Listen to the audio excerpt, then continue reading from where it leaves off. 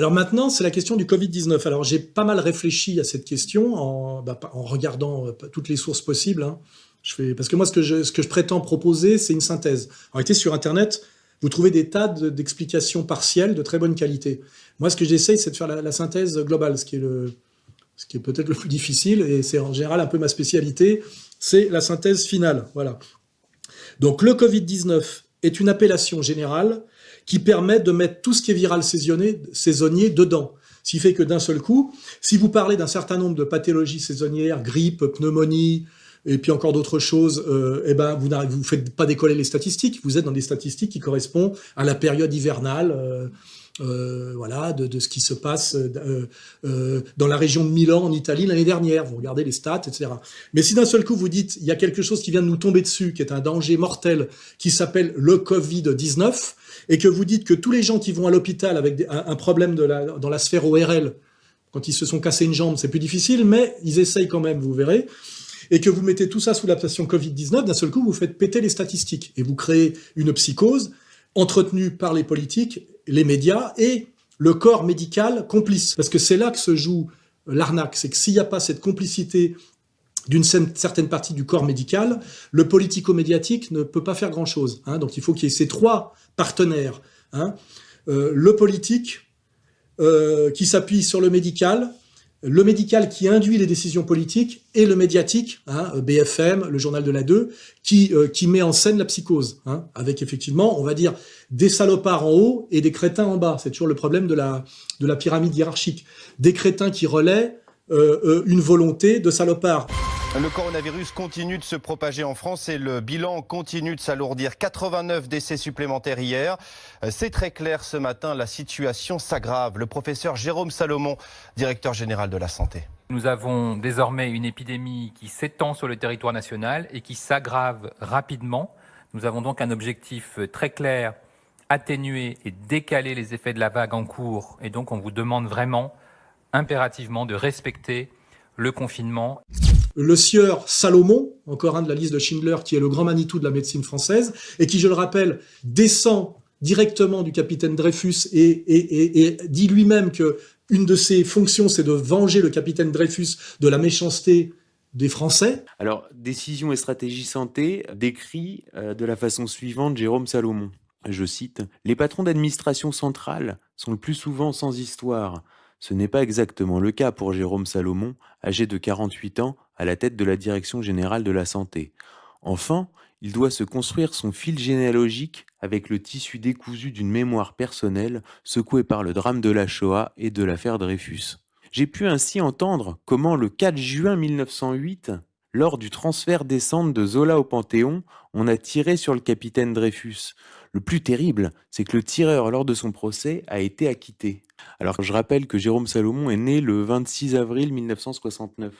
Donc, en fait, ça veut dire qu'il se vit en contemporain du capitaine Dreyfus, lequel, en fait, est son arrière-arrière-grand-père. Quand on voit que c'est lui le patron de la médecine légale, on peut être un peu inquiet, effectivement, de sa volonté de se mettre au service de la santé du peuple français. Hein, voilà. Donc, voilà à peu près où on en est. Alors, pour bien comprendre cette arnaque de l'appellation Covid-19 qui permet de tout mettre dedans, de faire exploser les statistiques et de créer la psychose, il faut revenir, et là on en revient d'ailleurs au sieur Lévy, à l'histoire du sida, et donc il y a d'ailleurs à Montagnier, car le Covid-19 est une manipulation médiatico-politico-médicale qui est exactement la même dans son montage que l'affaire du sida.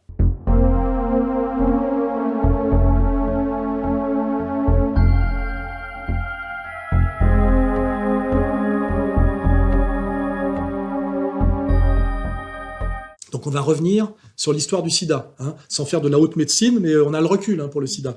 Donc je rappelle le sida. Au départ, le sida est une maladie d'enculés, donc on va le dire poliment, est une maladie d'homosexuels militants de la région de New York et de San Francisco, qui pratiquent deux pratiques extrêmes, qui sont la pratique du backroom, où ils peuvent se faire sodomiser dans une soirée par 100 mecs différents. On est au bout, en fait, de l'époque de ce qu'on appelle la libération sexuelle, et il n'y a pas encore l'effet sida qui est d'un seul coup qu'on terrifie les gens sur la conséquence de la sexualité libre. Et d'un seul coup, on découvre que des homosexuels militants amateurs de poppers développent une maladie nouvelle qui s'appelle le sarcome de Kaposi, dont ils meurent comme des mouches. Et je rappelle que les morts, qui créent d'ailleurs cette psychose qu'on appelle, nouvelle appellation, le sida, qui est le syndrome immunodéficient, voilà, ce sont des homosexuels qui meurent du sarcome de Kaposi. Ils ont des plaques sur la gueule et ils meurent très rapidement. Les 41 tout premiers cas d'homosexuels malades signalés au CDC, qui avaient complètement détruit leur système immunitaire, eh bien, l'avaient détruit par intoxication aux drogues et absolument pas par infection transmise sexuellement avec leur virus qui vient du singe. La première drogue en haut de leur liste, c'était le nitrite d'amyle. Et ceci a été démontré, même si censuré, que les plaques rouges du sarcome de Kaposi, première maladie emblématique de cette épidémie de HIV, qui était en fait une épidémie de mensonges, les poppers, l'inhalation, la racine de grid qui est devenue sida, c'est l'inhalation excessive pendant des heures sur les pistes de danse de la drogue des gays. C'est pourquoi c'était des gays, les poppers. Donc déjà, dans la communication de masse, on essaye de cacher que c'est une maladie d'homosexuels et de junkies qui se shootent, hein, c'est-à-dire des gens qui, par la sodomie et par la shooteuse, font passer directement des trucs dans le sang par les lésions anales et par la shooteuse. Hein. On cache ça parce que ça reviendrait à montrer du doigt la responsabilité des homosexuels et des junkies, qui sont des marginaux à l'époque. Donc il y a toute une dimension politique de camouflage de ça. Et on élucubre une théorie qui est de dire que le sida est une maladie. Alors, même moi, j'ai du mal à me rappeler, le sida n'est pas une maladie. Le sida est un syndrome immunodéficient qui permet le développement de maladies. Or, ces maladies, selon les régions et selon les catégories sociales, et même selon les époques, ne sont pas les mêmes. Et aujourd'hui, dans l'esprit général, par la manipulation politico-médicale, on met exactement sous la même appellation de sida les homosexuels de la bourgeoisie supérieure qui sont morts du sarcome de Kaposi à Los Angeles entre 1983 et 1987, et tous les Africains qu'on dit morts du sida qui meurent en réalité des maladies de la misère et de la pauvreté en Afrique. Ce qui n'a strictement rien à voir, mais on dit tout ça c'est le sida. Ce qui permet de créer des statistiques affolantes, ce qui permet, ce qui est très important, de terroriser la population mondiale sur les dangers de la sexualité à contact direct, alors qu'en même temps on est dans une idéologie de la pornographie généralisée. Ce qui est très intéressant, c'est-à-dire que on pousse les gens à la sexualité et on leur dit qu'ils sont en danger de mort si ils pratiquent une sexualité directe, ce qui pousse à mon avis vers la pornographie et la sexualité virtuelle. Donc on a aussi pareil, liste de Schindler, marché de la pornographie Internet, il y a toujours la même arnaque. Hein. Et aussi, même rapport qu'avec le Covid-19, l'idée que vous êtes malade parce que vous répondez positivement à un test, ce qu'on appelle la séropositivité. La séropositivité, c'est qu'on vous fait un test et selon une quantité on dit que vous êtes positif ou négatif. Et la réalité, c'est qu'il n'y a aucun rapport entre être positif à un test de séropositivité, parce qu'on sait que, par exemple, une femme enceinte, si on lui fait un test de sida, elle sera séropositive tout simplement parce qu'en étant enceinte, elle répond positivement à ce test. Bon, là, les médecins vous pouvez vous amuser à les chercher sur Internet, hein, tout ça a été démontré 20 000 fois. Mais le politico-médical complice vous dit, vous êtes séropositif, donc vous avez en gros le sida en vous, qui peut se développer, et donc vous êtes en danger de mort, donc déjà votre vie bascule dans la menace de mort permanente, un peu comme un type dont on dit qu'il a un cancer, et puis il faut surtout vous soigner, et là on vous colle comme par hasard un médicament qui s'appelle la ZT, qui est un poison mortel avec une tête de mort sur la boîte, dont on a des stocks à ne plus savoir qu'en faire, et on sait aujourd'hui que c'est des énormes scandales, parce que les gens en fait développent un effondrement physique constatable qui est en fait la conséquence non pas de la maladie qui n'existe pas, mais du traitement. Et ça, c'est le scandale des morts de leucémie en Angleterre dans les années 80-90 à cause des traitements au Tamiflu ou à la ZT. Tout ça, vous le trouvez sur Internet. C'est-à-dire que ce qui tue, ce n'est pas la maladie qui n'existe pas et le virus, qui est une hypostase de rétrovirus. On ne l'a jamais observé. Hein. C'est une déduction théorique. Ce virus n'a jamais été observé directement en microscopie électronique dans le sang de patients dont on prétend qu'ils ont une charge virale élevée. On affirme pouvoir identifier dans le sang de ces malades des séquences d'acides nucléiques qui correspondent au génome des rétrovirus. Mais il n'y a aucune corrélation entre ces données-là et l'échec total de tous les efforts qui furent développés pour tenter de démontrer des particules de rétrovirus dans le sang de ces malades-là. Donc le virus n'a jamais été trouvé dans un corps de malade du sida. Il n'a jamais été observé en microscopie électronique dans le sang de malades dont on prétend qu'ils ont une charge virale élevée. Et il faut savoir aussi qu'un virus n'est pas comme une bactérie, n'est pas un être vivant. C'est une enveloppe dans laquelle il y a des morceaux d'ADN et d'ARN, c'est ça. Donc, à partir de n'importe quel morceau de truc, vous pouvez dire que c'est des morceaux de virus. Donc, on est là dans des possibilités d'arnaque, de mensonge ou d'erreur, parce que c'est le problème de savoir si au début, on est sur de l'erreur qui devient un mensonge et un commerce, parce que je pense que le sida, c'est en trois étapes. On cherche, on part sur une piste qui peut sembler cohérente au début, et après, on ne veut pas y renoncer parce que ça permet un business énorme qui, je rappelle, le business du sida. Le SIDAction 2006 est lancé. Nos malades, nos associations, nos chercheurs ont besoin de vous. On nous fait toujours croire que pour trouver un vaccin à une maladie qui menace la Terre entière, il faut simplement mettre beaucoup d'argent et que plus on va mettre d'argent, plus on va trouver vite et avec certitude. Ça fait 35 ans qu'on se recherche soi-disant un vaccin pour le sida et qu'on n'en a pas trouvé parce que le sida n'est pas un rétrovirus. Voilà, c'est un syndrome immunodéficient qui est une boîte dans laquelle on a mis des tas de trucs qui nous arrangent, avec derrière les Kouchner, enfin tous ces escrocs. Professeur Lévy, vous qui dirigez la recherche sur le vaccin en France, on va vite le trouver, ce vaccin-là. C'est à portée de main, non ? Non, c'est pas à portée de main. Si vous vous rappelez ce qu'on disait en 85, on disait le vaccin dans 3-4 ans, etc. Donc je crois qu'on ne peut pas dire ça. Il faut dire qu'on a fait des progrès. Il faut en même temps dire que la recherche est extrêmement difficile, elle sera très longue. On a bien là des escroqueries qui permettent de mettre énormément d'argent dans des espèces de structures un peu opaques, soi-disant médicales, dont on découvre que pratiquement tout l'argent est dépensé en frais de fonctionnement, que c'est essentiellement des spots publicitaires. Le sida, en gros, c'est régulièrement des films publicitaires sur les dangers du sida. Le marché du préservatif qui était tombé à de la marginalité totale dans les années 60-70. Personne ne mettait de capote. C'était un truc de nos grands-parents. Et d'un seul coup, je pense qu'il faudrait voir qui est actionnaire des deux grandes sociétés de préservatifs et aussi de ce qu'il y a derrière, c'est-à-dire le latex. Ça serait intéressant d'aller chercher. On peut pas passer mon temps à ça. Mais il y a des gens qui ont gagné beaucoup de pognon.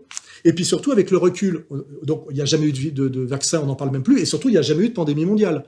Les chiffres de mortalité du sida sont dérisoires par rapport à des tas d'autres chiffres de mortalité. Les gens dont on m'avait dit, moi, il est séropositif, avec un espèce de regard qui devait nous pousser à la compassion, alors qu'en fait, on aurait pu se dire, l'autre enculé... il y avait des réactions qui étaient un peu hostiles. Mais en fait, ces types-là qui sont soi-disant séropositifs, j'ai 62 ans aujourd'hui, je veux vous dire, c'est les seuls de mes potes qui soient pas morts. Ils sont séropositifs depuis 35 ans, ils n'ont pas bougé d'un iota. Par contre, ils ont peut-être pris des médicaments très dangereux et très chers qu'ils ont d'ailleurs dû cesser de prendre depuis. Ils sont tous vivants. Et les seuls qui sont morts, je rappelle, c'est ceux qui sont morts du sarcome de Kaposi et d'échanges de seringues entre 83 et 87. Après, tout le reste, pipeau. Voilà. Je vous mets au défi de trouver des gens qui meurent massivement du sida aujourd'hui à cause de leurs pratiques sexuelles. Voilà. Donc, quand on a étudié avec le recul toute l'escroquerie du sida, et je le rappelle, escroquerie politico-médiatique, et qui derrière aboutit à énormément de pognon pour une structure qu'on appelle Big Pharma, que je préfère appeler moi le complexe pharmaco-chimique, qui a beaucoup à voir avec ce qui constitue les noyaux durs du nouvel ordre mondial, avec le complexe militaro-industriel, le complexe agroalimentaire, et sans doute le complexe journalistique mondial, puisqu'on voit aussi, c'est pareil. Si on remonte à l'origine du charity business, c'est-à-dire du mélange malsain du showbiz, qui, en s'appuyant sur des vedettes, font des collectes de masse par la télé pour que le crétin, chrétien, christian, toujours compassionnel, donne de l'argent dans le but que la médecine trouve des remèdes pour des maladies de niche. L'invention de tout ça, c'est le Téléthon. J'ai pas révisé spécialement, mais allez sur Internet. Le Téléthon est une invention du lobby médical américain, avec Hollywood et le showbiz derrière, où vous avez un comique très drôle d'ailleurs que j'aime bien, mais pédophile je crois, qui s'appelait Jerry Lewis, qui effectivement agite un petit myopathe, c'est-à-dire un enfant en train de baver sur un fauteuil roulant, dans une émission de télé qui passent en même temps sur toutes les chaînes. C'est le modèle qui a servi au SIDAction. Et là, vous avez un compteur où les gens sont poussés à donner. Et tout ça, ce pognon va dans la poche, effectivement, de ceux qui ont monté la combine. Et vous verrez qu'une fois de plus, cherchez, vous trouverez, la liste de Schindler s'allonge encore un peu plus. J'en suis désolé. Et que surtout, est-ce qu'au bout du bout, on fait grand-chose pour les myopathes? Là, on peut rappeler dans ce genre d'arnaque ce qu'on appelait, je crois, la Ligue contre le cancer, et l'affaire Crozes-Marie, qui cumulait franc-mac et de la communauté de lumière, qui a fini par prendre 4 ans de prison. Il a fait seulement 2 ans ferme, parce qu'on se rendait compte que tout cet argent qui était collecté pour la lutte contre le cancer lui permettait de se faire construire à lui, à ses potes, des villas avec piscine, que pratiquement tout l'argent passait en frais de fonctionnement et en frais somptuaires, et que c'est allé tellement loin dans l'arnaque qu'il a fini quand même à faire un peu de prison. Il est sorti d'ailleurs assez vite, je crois 2 ans après, grâce à toutes ces belles relations maçonniques et de la communauté. Intéressez-vous à faire Crozes-Marie. À chaque fois, vous verrez que vous pouvez recouper. Et je rappelle que le patron du SIDAction n'était autre que l'ignoble Pierre Berger, le sieur Pierre Berger, délinquant sexuel de type pédosataniste notoire, qui m'a fait condamner plusieurs fois, et dont l'héritier est Monsieur Cox, dont je rappelle qu'il est le paysagiste de l'île aux esclaves de Monsieur Epstein. Là aussi... je ne vais pas parler de Schindler, mais on retombe un peu à chaque fois sur les mêmes. Nouvel ordre mondial, pédosataniste. Voilà.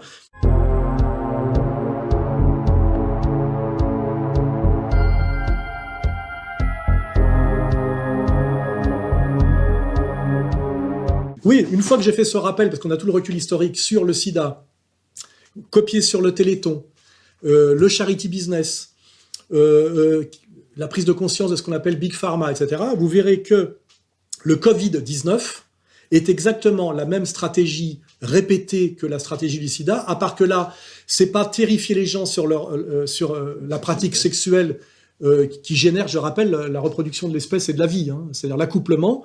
C'est carrément une terreur dont le but est le confinement, c'est-à-dire de priver du jour au lendemain les populations des démocraties avancées occidentales, parce que là, il n'est pas question de la Chine, c'est bien gentil de parler de la Chine dans les soirées thématiques Arte, mais la situation de la dictature chinoise, on la vit en ce moment en France, c'est-à-dire qu'on a été privé du jour au lendemain de toutes nos libertés individuelles, on nous dit qu'on est en danger de mort, et que si d'ailleurs on meurt, c'est de notre faute, c'est parce qu'on ne respecte pas, rappelez-vous les sorties, ce confinement. Ceux qui sont aujourd'hui hospitalisés, ceux qu'on trouve dans les réanimations, désormais aujourd'hui, ce sont ceux qui, au début du confinement, ne l'ont pas respecté. C'est très simple, il y a une corrélation très simple.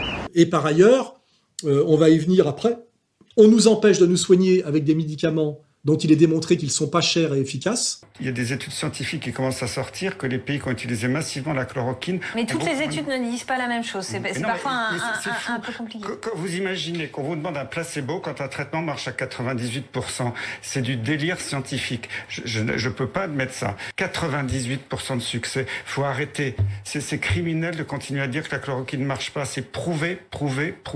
Donc même si de toute façon ce virus existe, c'est... D'abord, on ne sait pas...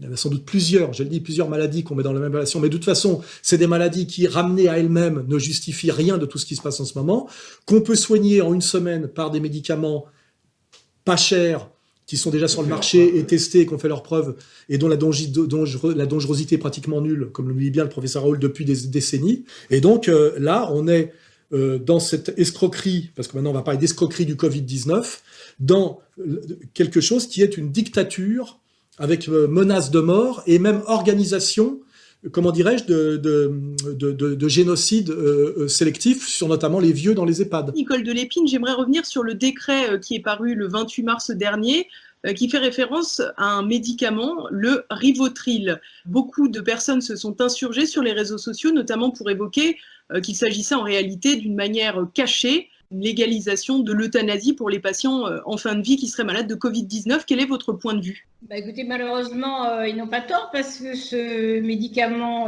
Rivotril est complètement interdit, c'est sur la notice, d'ailleurs tout le monde peut regarder, chez les patients qui ont une détresse respiratoire. Justement là, libéraliser et surtout faire un décret qu'on envoie avec une fiche, qu'on envoie au médecin, montre bien la volonté d'aller plus loin, c'est-à-dire que ça devienne un peu systématique.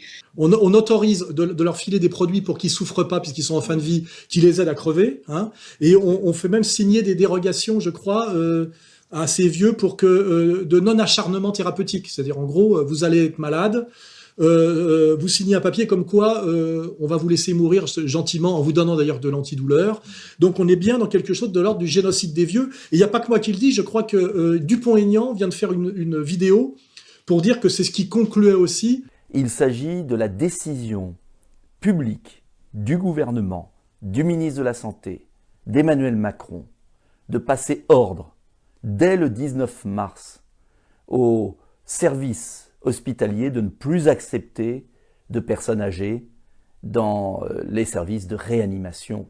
La conséquence, c'est que au 21 mars, par exemple pour l'assistance publique de Paris, il y avait dans les services de réanimation 19% de plus de 75 ans et 9% de plus de 80 ans. Et qu'ensuite, le 5 avril, je reprends ma feuille parce que j'ai noté, le 5 avril, on est passé à 7% seulement de plus de 75 ans dans les services de réanimation et 2% seulement de plus de 80 ans. Ce qui s'est passé aussi, c'est que très vite, la moitié des décès en France a été des plus de 80 ans.